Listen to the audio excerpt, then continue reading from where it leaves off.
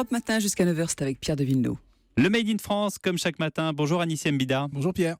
Ce matin, vous nous faites découvrir une pépite française capable de réaliser quelque chose d'unique, réparer des pièces métalliques jusqu'ici irréparables. Ouais, une innovation unique au monde, Pierre. Elle est née à Illkirch, près de Strasbourg, à la frontière allemande, et on la doit à la société BIM. Ça s'écrit B-E-A-M. Ah oui, Alors, comme BIM. Exactement, Ouais. comme un rayon laser que l'on envoie. Au départ, ils étaient spécialisés dans la soudure et la découpe laser.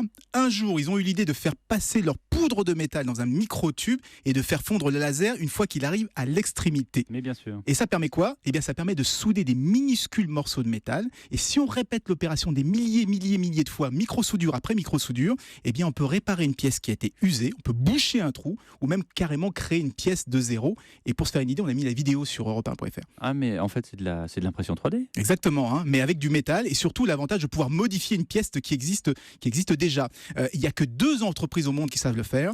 L'américain Optomec et bien sûr l'alsacien BIM. Avant ce procédé, dès qu'une pièce métallique était abîmée ou un moteur d'avion qui est cassé par exemple, poubelle, il fallait tout changer. Et bien là, on peut simplement ajouter le petit morceau de métal qui manque au bon endroit et ça permet de faire de grosses économies. Mais est-ce que ça tient ? Est-ce que c'est assez solide après ? Plutôt, on parle d'alliage de titane et de nickel quand même, oui. monsieur. Hein. Et en plus, ils sont spécialisés dans la réparation de turbines d'avion, des pièces qui coûtent extrêmement cher à fabriquer, des pièces extrêmement sérieuses dans un avion.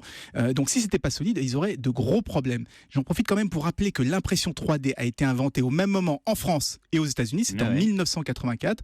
Et depuis, les Américains ont trusté le marché. Donc, c'est grâce à des petites sociétés géniales comme BIM que la France va pouvoir retrouver son leadership. On l'espère en tout cas, Anissé. Et ce matin, c'était de l'impression 3D made in Alsace pour réparer l'irréparable.